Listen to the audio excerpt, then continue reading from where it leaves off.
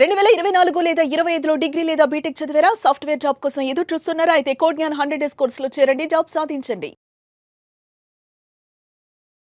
నమస్కారం సార్. నమస్తే. ఇప్పుడు మనం మాట్లాడుకుంటే జనరల్‌గా ఎక్కువగా సంపాదించే ఫిగర్ అమౌంట్ ఏదైనా ఉంది అంటే 35,000. 30 నుంచి 35 వరకు. అంటే ఈ 30 నుంచి 35,000 ఉన్న వాళ్ళ మైండ్ సెట్, వాళ్ళ యొక్క క్యారెక్టరిస్టిక్స్ ఎలా ఉంటాయి? వాటి వల్ల వాళ్ళు గ్రోత్ అంటే హయ్యర్ గ్రోత్ చూడకపోవడానికి గల రీజన్స్ ఏంటి? ఎక్కడ ఆగిపోతున్నారు? అప్పటిదాకా కష్టపడి ఒక జాబ్ రాగానే, కొంచెం అమౌంట్ రాగానే వీళ్ళు చేసే చాలా ప్రాబ్లమ్స్ ఏవైతే తప్పుట అడుగులు వేస్తారో అవి చాలా చాలా ఇంపార్టెంట్ అవి తెలుసుకోవాలి. బాగా రిచ్ ఉన్నారు, బాగా డబ్బులు సంపాదించే వాళ్ళ మైండ్ సెట్ వేరుంటే, అప్పటిదాకా టైట్గా ఉండి ఒక జాబ్ వచ్చి ఒక 25-30 వేలు వచ్చి 35,000 దాకా వచ్చేసరికి వీళ్ళు ఫస్ట్ చేసే మిస్టేక్స్ కొన్ని గుర్తుంచుకోవాలి. నంబర్ 1, లేనిపోని ఆర్భాటాలకు పోతారు. ఫోన్ కొనేయడం, కొత్త ఫోను, కొత్త కారు, కొత్త దానికోసం ఈఎంఐలు, ఇది ఎప్పటికీ చేయకూడదు. అన్లెస్ అండ్ అంటిల్ మన దగ్గర 1 ఇయర్కి సంబంధించిన బ్యాకప్ ఉంటే తప్ప ఏ ఈఎంఐలు పెట్టుకోకూడదు. అది తెలియక చాలామంది 35,000 ఉంది, ఎవరో లోన్ ఇస్తా అన్నారు, తీసేసుకుంటారు. సో ఫస్ట్ 1 ఇయర్ ఆ డిసిప్లిన్, ఏ డిసిప్లిన్ ఉన్నా లేకపోయినా ఫైనాన్షియల్ డిసిప్లిన్ ఉండి తీరాలి స్టార్టింగ్లో. ఓకే, ఇందులో ఒక మెయిన్ ప్రాబ్లం ఏమొస్తుందంటే, ఇన్ని రోజులు టైట్గా బతికాను, ఇక ఇప్పుడు డబ్బులు వస్తున్నాయి కాబట్టి నేను ఎంజాయ్ చేయాలి అనే మైండ్ సెట్లోకి వెళ్తారు.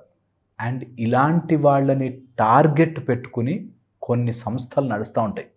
ఈ మధ్య వస్తున్న ఈ స్టాక్ ట్రేడింగ్, ఈ స్టాక్ మార్కెట్, ఇవి టార్గెట్ చేసేది కోటీశ్వర్లను కాదు. వాళ్ళకి తెలుసు ఎలాంటి కోటీశ్వర్లు ఉంటారు. ఇలాంటి వాళ్ళనే టార్గెట్ చేస్తారు. విడిద 35 ఉంది, 20 పెట్టేసి నెక్స్ట్ మంత్కి అది 40 అయిపోయి తర్వాత 1 crore అయిపోద్ది అనే ఫీలింగ్లో ఉన్న వాళ్ళందరే టార్గెట్. దట్ అంటే ఫస్ట్లో లాసులు వచ్చినా తర్వాత నాకు అర్థమైపోతుంది అనే దాంట్లో ఉంటారు. అలాగ అన్ని విషయాల్లో, లైక్ కారు కొన్నా తర్వాత చేసుకోవచ్చు, సెకండ్ హ్యాండ్ కారు తీసుకోవచ్చు, ఈ టైప్లో ఏవేవో చెప్పి నీ దగ్గర డబ్బులు గుంజేస్తారు. వీళ్ళు చూపించుకునే దాంట్లో ఉంటారు కానీ డబ్బుని కరెక్ట్గా అర్థం చేసుకునేది రాదు. ఈ 35, 25, 35, 40 ఉన్న వాళ్ళకి చూపించుకునే ధనంలా ఫీల్ అవుతారు వాళ్ళు. నేను సంపాదిస్తున్నాను, నా కారు ఉంది చూసావా, లేదా ఇల్లుని చూసావా అనే దాంట్లో అందులోకి ఎప్పుడూ పడకూడదు. దీంతోపాటు లేనిపోని తలకాయ నొప్పులు తల మీద పెట్టుకుంటారు. ఫర్ ఎగ్జాంపుల్, వాడికి వచ్చేది 25-30 ఉంటుంది, పక్కనోడికి కొంచెం అప్పు ఇవ్వడము, నేను ఉన్నా కదా, నేను తీసుకో, నా క్రెడిట్ కార్డుతో కట్టు, నా క్రెడిట్ కార్డు స్వైప్ చేయని చెప్పి స్వైప్ ఇస్తారు. ఇదంతా కూడా హెడేక్ పెంచుతుంది తప్పితే దానివల్ల సాల్వ్ కావు. ఓకే, ఇంకా అన్ని వెనక్కి తోసేస్తుంది. సో ఫైనాన్షియల్ డిసిప్లిన్లో అన్నెసెసరీ ఆర్భాటాల కోసమో గొప్ప చూపించుకోవడం కోసమో ఎప్పుడు don't help anyone. And 4th very important point, కొంతమంది ఇన్వెస్ట్ చేయడానికి భయపడతారు. స్టాక్లో పెట్టద్దు కానీ డబ్బు ఉన్నదాంతో డబ్బుని పుట్టించాలి అనే ఆలోచన చేయరు.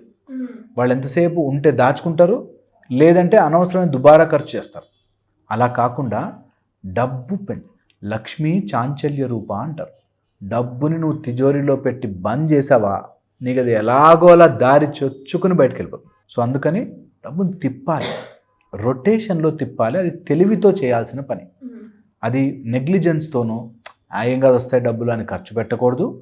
అలా అని డబ్బు అసలు నాకు అర్థం కాదండి, పైసలు మనీ గురించి నాకు అసలు తెలియదండి అనే మాట ఎవ్వడి నోట్లోంచి రాకూడదు. అమ్మాయిలైనా కావచ్చు, అబ్బాయిలైనా కావచ్చు, డబ్బు గురించి తెలుసుకోవాలి. డబ్బు ఎక్కడ వస్తుంది, ఎక్కడ తిరుగుతుంది, ఎలా వెళ్తుంది, ఆ మొత్తం ట్రాక్ తెలియాలి. కంపల్సరీగా డబ్బుని అర్థం చేసుకునే మెంటాలిటీ రావాలి. అండ్ ఈ మిడిల్ క్లాస్ ఆర్ ఆ 30-35 వచ్చిన మైండ్ సెట్లో ఉన్నప్పుడు అందరికీ ఏదో గిఫ్ట్లు ఇచ్చేయాలని, మా అమ్మకి ఏదైనా చీర కొని ఇచ్చేసేయాలి, మా తమ్ముడికి ఏదో చేసేసేయాలి, ఈ టైప్లో ఉంటారు. కొన్ని రోజులు ఆపి పెట్టండి. ఓకే, నీకు బాగా వచ్చాక తల్లిదండ్రులు కొనిస్తే అంతకంటే భాగ్యమే ఉంది. కానీ కొన్ని రోజులు నీకు ఒక స్టేబుల్ ఇన్కమ్ వచ్చేదాకా దానికి హయ్యర్ లెవెల్కి పోవద్దు. దాన్ని కంట్రోల్ చేసుకోండి. That wherever you are invest, డబ్బుని ఎప్పుడు ఎనర్జీలో చూడాలి. ఎక్కడ పెడుతున్నా ఎంత వస్తుంది అది అన్ని రకాలుగానే చూడాలి. ఫస్ట్లో ఏదో ఒకసారి వచ్చింది, తల్లికి ఏదో కొనిచ్చావు, ఫినిష్. ఊరికే దాన్ని రెగ్యులర్గా పోగొట్టే వ్యవహారం చేయకూడదు.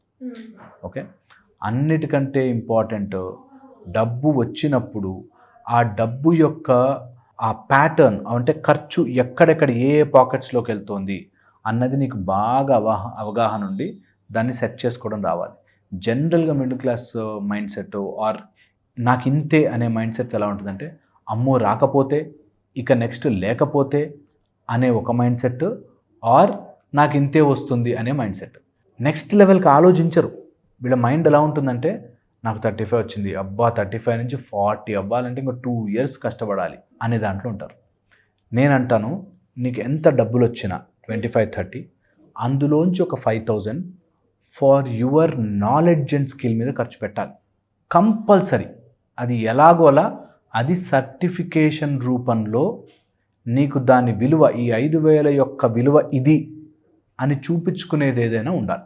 ఊరికే ఎవరికో ఇచ్చేసాము, మా సీనియర్ అడిగాడు కదా అని ఇచ్చాను, ఆయన దగ్గర నేర్చుకోవచ్చు, అలాంటివి వద్దు, వేస్ట్ ఖర్చులవి. నీకు సర్టిఫికేషన్ రావాలి, డిగ్రీ రావాలి, నీ కెరియర్ గ్రోత్ ఉండాలి. లేకపోతే దానివల్ల నువ్వు ఒక వస్తువు ల్యాప్టాప్ కొనుక్కున్నా ఇట్స్ గుడ్ ఇన్వెస్ట్మెంట్. ఓకే, నేను ఒక కెమెరా కొనుక్కున్నా గుడ్ ఇన్వెస్ట్మెంట్. నీకు దానివల్ల నాకు నా వీడియోలు చేసుకోవడానికో లేకపోతే నా కెరియర్కో నాకు దానికి ఉపయోగపడతాయి అనే వాటి మీద ఖర్చు పెట్టాలి. 5,000 కొంచెం అని కంపల్సరీ చేయాలి. ఓకే, ఇది చెయ్యని వాడికి డబ్బు ఎటుపోతుందో తెలిసి సడన్గా ఒక ఖర్చు వస్తుంది, వెళ్ళిపోతుంది. అండ్ కొన్ని సందర్భాలలో ఖర్చు వచ్చినప్పుడు సెంటిమెంట్కి పోయి ఇప్పుడు ఇవ్వకపోతే ఎలా, ఇప్పుడు చేయకపోతే అసలు నో సెంటిమెంట్. ఇనీషియల్గా 1.5 year 2 years no sentiment at all. Higher level ఆలోచించడానికి భయపడవద్దు. నేను ఇప్పుడు చెప్తున్నాను, ఈరోజు మీకున్న అప్పులు కానీ ఏదైనా కానీ ఖర్చు నీకు అన్ని అప్పులు తీర్చేసి ఇంత డబ్బులు ఇస్తాను ఏం చేస్తావు అని టక్కుమని అడిగితే తెలియదు ఎవరికి. అవును సార్. ఇప్పుడు నీకు 50 కోట్లు వచ్చాయనుకో ఏం చేస్తావు అంటే వచ్చినప్పుడు చూద్దాంలే అంటాడు. నువ్వు వచ్చినప్పుడు చూద్దాంలే అంటావు కాబట్టి నీకు రావు. వస్తే ముందు అప్పులు తీర్చేస్తానండి, సరే తీర్చేసావు, తర్వాత ఇల్లు కొనేసావు, తర్వాత ఏం చేస్తావు డబ్బుతో అంటే వాళ్ళకి క్లారిటీ ఉండదు. అలాంటి వాడి దగ్గరికి డబ్బు రాదు. ఇది క్లియర్ గుర్తుపెట్టుకోవాలి. ఎవరికైతే నా దగ్గర డబ్బు వస్తే ఇది చేస్తాను అని అనుకోవడం కాదు, ఊరికే అనేసుకున్నాను కాదు, ప్రణాళిక ఉంటే వాడికి డబ్బు వచ్చి పడుతుంది. ప్రణాళిక ఉండదు అంటే డబ్బు వచ్చాక నేను కంపెనీ పెట్టేస్తానండి. ఏం కంపెనీ పేరేంటి, ఆ కంపెనీలో ఎంతమంది షేర్ హోల్డర్స్ ఉంటారు, ఆ కంపెనీ ఎలా పనిచేస్తుంది, ఎన్ని గంటలు పనిచేస్తుంది, ఎక్కడ పెడుతున్నావు, అన్నీ అట్లీస్ట్ రియల్గా లేకపోయినా పేపర్ మీద ఉండాలిగా. ఉంటే ఆ ప్లాన్ మేనిఫెస్ట్ అవుతుంటే డబ్బు ఆటోమేటిక్గా. ఈ మాట జోక్గా తీసుకునేవాళ్ళు తీసుకొని సీరియస్ తీసుకునేవాడు మాత్రం చెప్తున్నా, నీకు డబ్బు ఒక్కటే లేదు, మిగతాదంతా ఉండాలి. ఈరోజు డబ్బు వస్తే అప్పుడు స్టార్ట్ చేసి ఒక ప్లేస్ చూసుకుని కాదు, ముందెళ్ళి ప్లేస్ చూసి రావడానికి అయితే ఫ్రీయే కదా. ముందు అక్కడ కడితే ఎలా ఉంటుందో పేపర్ మీద గీయడం ఫ్రీయే కదా.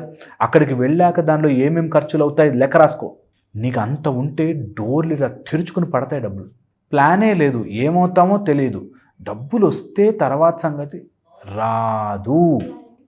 యూనివర్స్ నీకు అలా ఇవ్వదు. సో 30-35 వేలు ఉన్నవాడి మైండ్ సెట్ ఎలా ఉంటుందంటే ఇంత వస్తే చాలు, ఇంతే, ఇంకొక 2,000 వాడు పెంచితే కొంచెం ఆ టీడీఎస్ కట్ చేయకుండా ఉంటే, లేకపోతే ఇంకోటి ఏదో అందులో ఎక్స్ట్రా పిఎఫ్ఓ ఏవో ఇస్తే ఆ మైండ్ సెట్లో ఉంటారు. కాబట్టి అంతే వాళ్ళకి ప్రపంచం కనిపిస్తుంది. నువ్వు ఎందులోంచి చూస్తే అందులోంచే కనిపిస్తుంది. పెద్దగా ఆలోచించనివ్వదు. ఎవరైతే ఆలోచిస్తారో నేను చెప్తున్నగా యూనివర్స్ ఇలా తిరిగి నీకు అది ఇస్తుంది. నీకు అలాంటి వాళ్ళు తగులుతారు, అలాంటి బిజినెస్లో పడతావు. దీనికి టైం పట్టినా నేను అన్న మాటని పట్టుకుని కూర్చోండి కాసేపు. అవునా ఇది జరుగుతుందా పట్టుకుని కూర్చోండి. అనుకోవడమే కదా, ట్రై చేయడమే కదా, దీనిలో రూపాయి ఖర్చు లేదు కదా, ఫ్రీ వీడియోనే కదా, హ్యాపీగా చూసి ట్రై చేయండి. నీకు నిజంగా డబ్బు గనక ఈరోజు ఆకాశం నుంచి దడ్మని ఊడి కింద పడ్డాయి అనుకుందాం, ఏం చేస్తావు? క్లారిటీగా పిన్ టు పిన్ ఉండాలి. అలా గనక ఉంటే ఖచ్చితంగా సాల్వ్ అవుతుంది. లేకపోతే 35,000 వచ్చి ఒక 10 ఏళ్ళకి 45,000 వస్తే సంతోషం అనే దాంట్లో ఉంటారు. వీళ్ళందరూ కూడా ఊహలో బ్రతికేదానికంటే రియల్ లైఫ్లో బ్రతకడం చాలా తక్కువ. అందుకే థింక్ లెస్, యాక్ట్ మోర్. ఎవరినో నమ్మేసేసి నా తెలివి లేకుండా, నా రక్తము లేకుండా, నా శ్రమ లేకుండా, నా పరిశ్రమ లేకుండా ఊరికే ఎవడన్నా పుక్కట్లో డబ్బులు ఇస్తాడంటే, అండ్ వాళ్ళ టార్గెటే ఇలాంటి మిడిల్ క్లాస్, కొంచెం లోవర్ మిడిల్ క్లాస్, నీకు ఆ అరచేతిలో స్వర్గం అక్కడ అసలు అది ఇది అస్సలు నమ్మద్దు లాంటివి. నిజంగా చెప్తున్నాను, సంతోషంగా మనస్ఫూర్తిగా ఉన్న దాంట్లో తిన్నా చాలు. కానీ మన కష్టము లేని, మన రక్తము లేని, మన శ్రమ లేని, మన బుద్ధి లేని పని ఏది చేయొద్దు. అలా డబ్బులు రావు. లక్ష్మీదేవికి అంత ఆలోచన అయితే ఉంది. ఇది చాలా రకాలుగా వెళ్తుంది. మరి అంబానీ కొడుకు అంత తెలివి ఉందా, ఈ టైప్లో చెప్తారు, ఏవో పిచ్చి పిచ్చి లాజిక్లు చెప్తున్నా. అవన్నీ పక్కన పెట్టేసేసి ఇప్పుడు మీకున్న సందర్భంలో మీరు యాక్ట్ చేయాలి. Anyways, thank you sir, thank you so much. Suman టీవీలో మీ పర్సనల్ అండ్ బిజినెస్ ప్రమోషన్స్ కోసం కింది నెంబర్కి కాంటాక్ట్ చేయండి.